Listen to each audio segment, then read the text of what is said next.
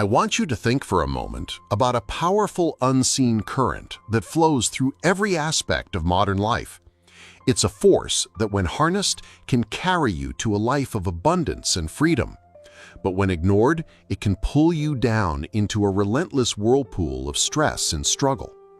I'm talking about your money habits. Now, many people hear that and think about complex financial theories or get-rich-quick schemes. But the truth is far simpler and far more powerful. Your financial destiny is not determined by the stock market or by luck.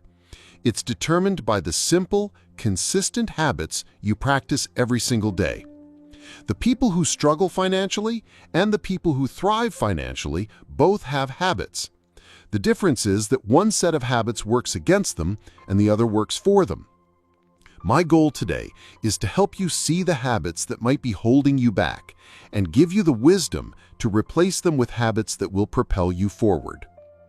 The first habit, the most fundamental and destructive habit that keeps people from building wealth, is this: paying yourself last. It's a habit born of good intentions. You get your paycheck and you think, okay, I'll pay the rent, the car payment, the groceries, and whatever's left over, I'll save. The problem is, there's never anything left over.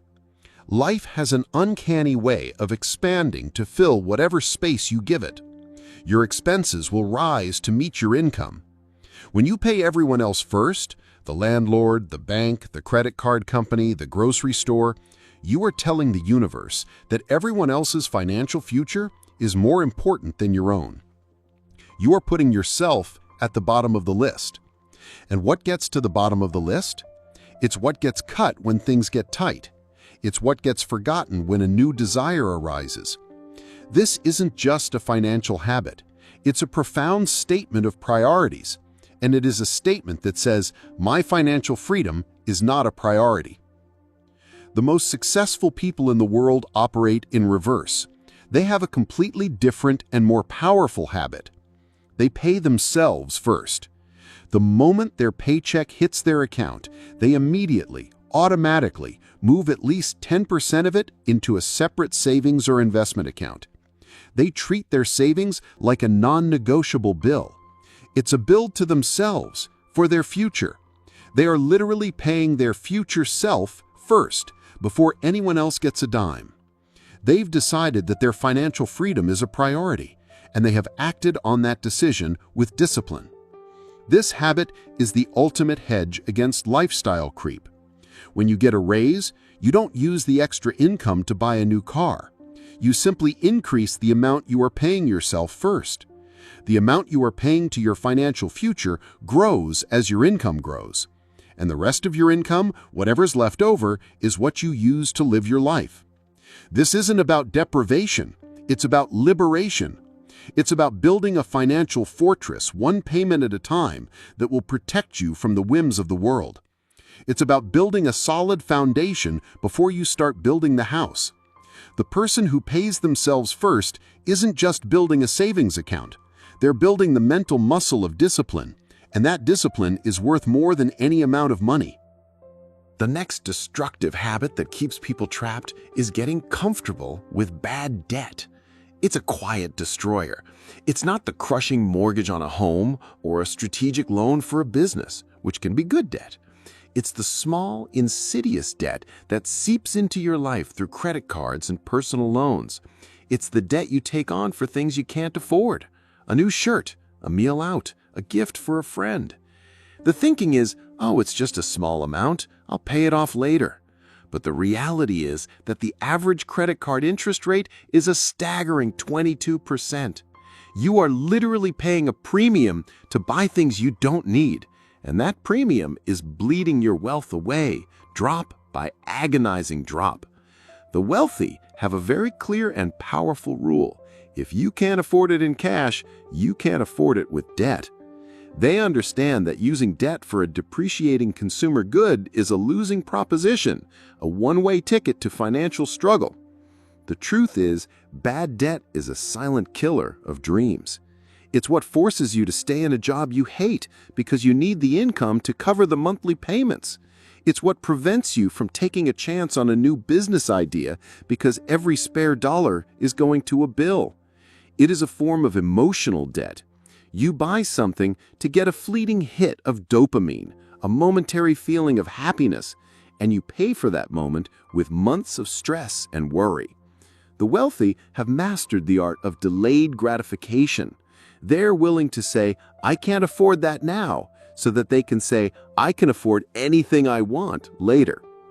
They understand that a little bit of short-term discomfort is a small price to pay for a lifetime of financial freedom.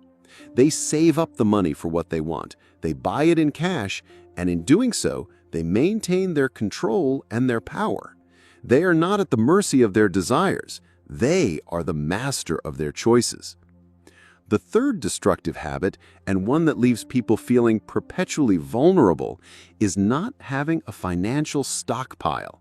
Most people are living on the edge. They have a paycheck, and it's a great feeling, but there is no buffer.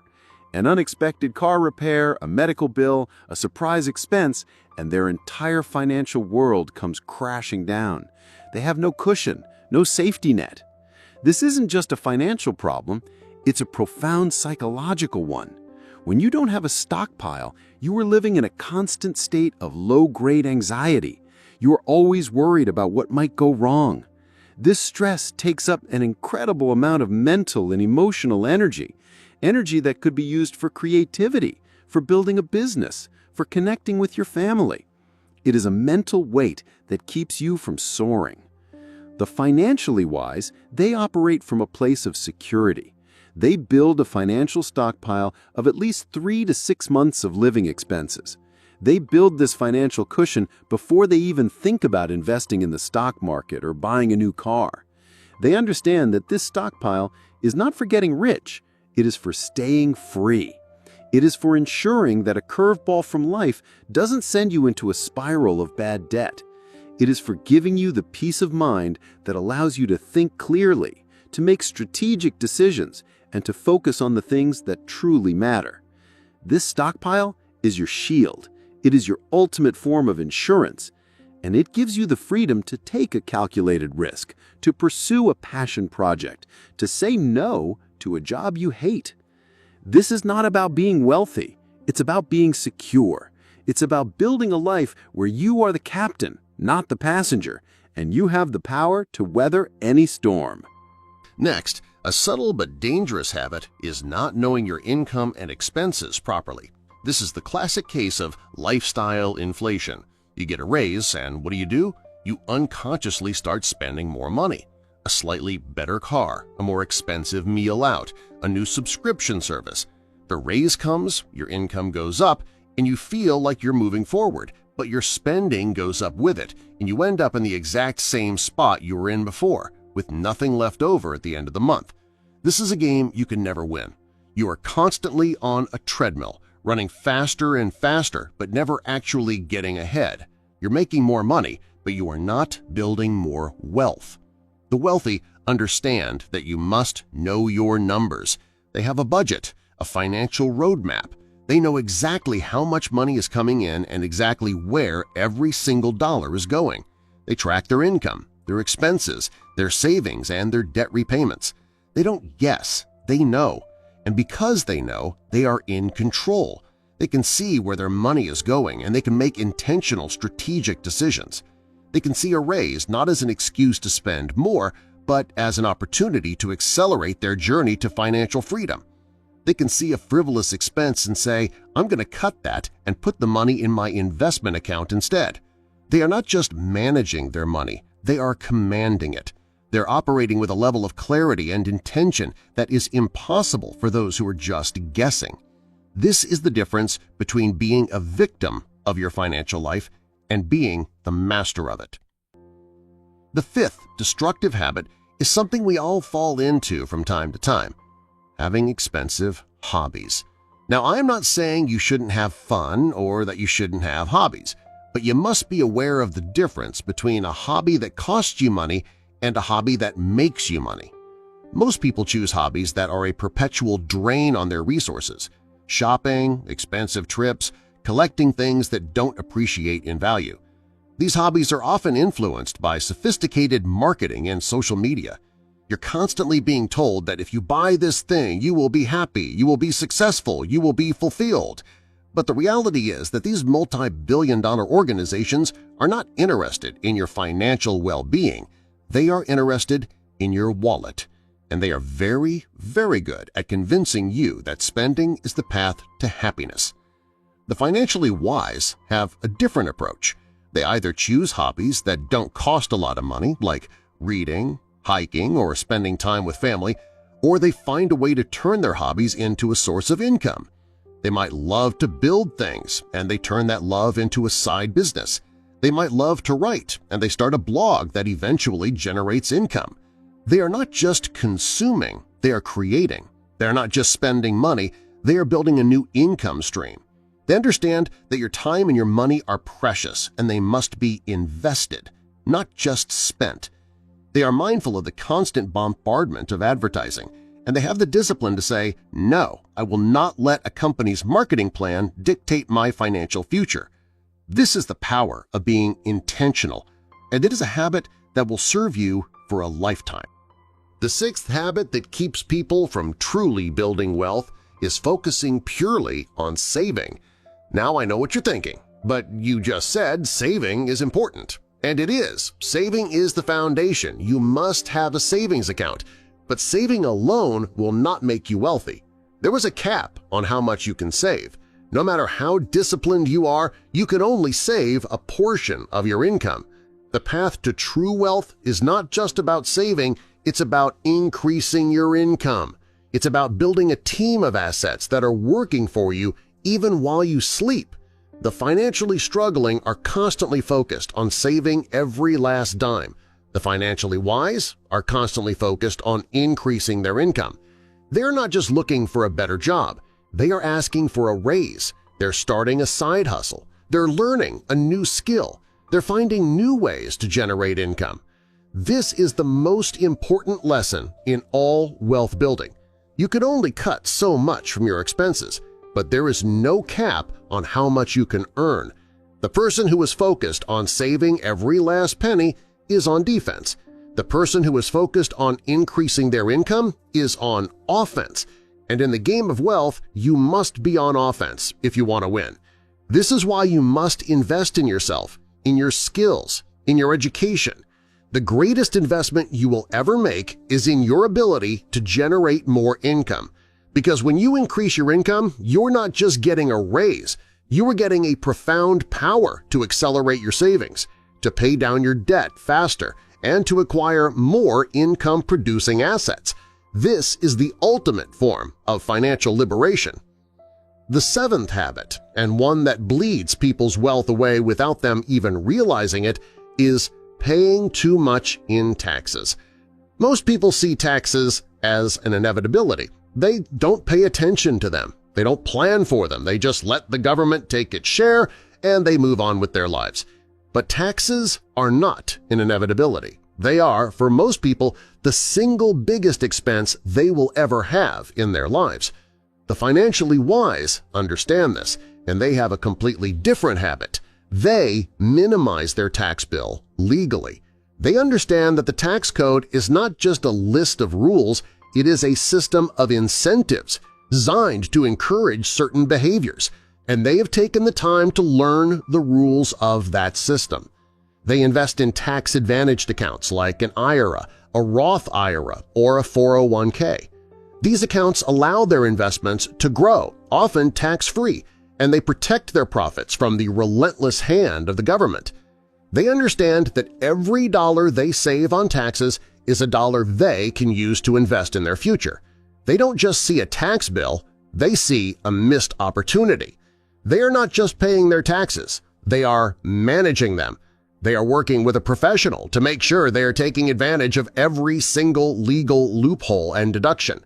They are not cheating the system, they are playing the game with the rules in mind. This is a habit of a person who is in control, a person who is a master of their financial life. The eighth habit that keeps people poor is the most common and perhaps the most tragic: waiting too long to invest.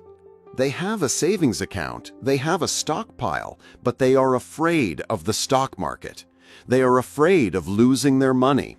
So they leave their money in a savings account where it is slowly but surely being eaten alive by inflation.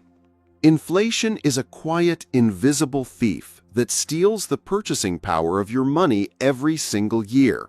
The $10 you have in your hand today will not buy as much a year from now.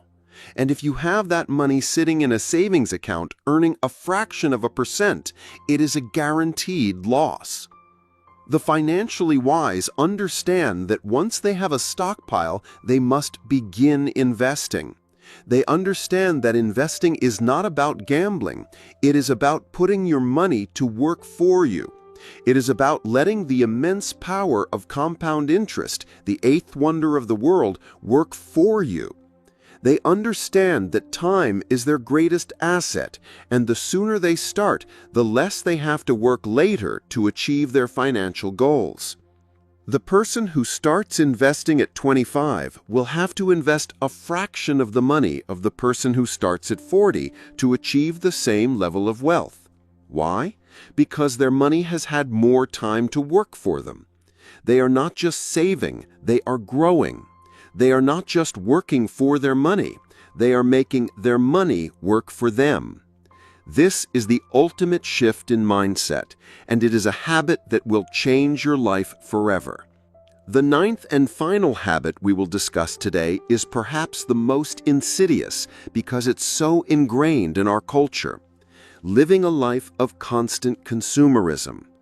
We are told that our worth is measured by the things we own. We are told to keep up with the Joneses, to have the latest gadget, the biggest house, the newest car.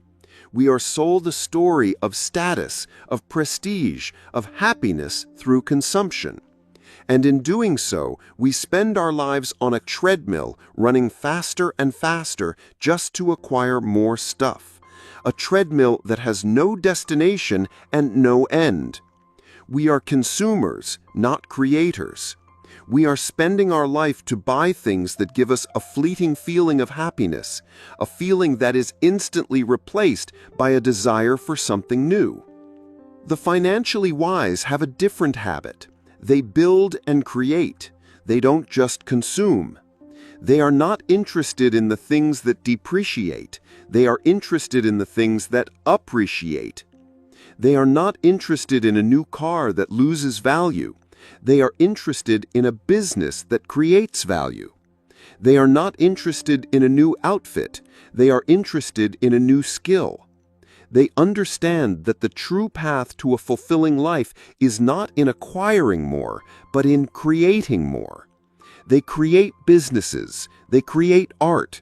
They create a life of meaning, and they use their money and their resources to do so. They are the entrepreneurs, the artists, the innovators, the people who are not just buying what the world has to offer, but are building what the world needs. This is the ultimate financial habit, and it is a habit that will not only make you wealthy, but it will make you fulfilled. So I invite you to see a new picture of your future, a future where you are in control, a future where you are not just working to pay bills, but where your money is working for you.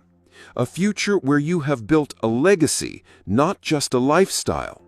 A future where you have the freedom to give, to create, and to live a life of profound meaning. This is not a dream. This is a plan. And you now have the tools to begin building it, one wise choice at a time. The knowledge is yours. The tools are yours. Now the choice is also yours. And as you go on this journey, I want to invite you to join a community of people who are also on this path. If this message has resonated with you, if it has sparked something inside you, then I ask you to take a moment, like this video, subscribe to this channel, share this message with someone you care about. Because when we share knowledge, we don't just empower ourselves, we empower everyone around us. We begin a movement of wisdom, a movement of abundance, a movement of freedom. Your journey begins now.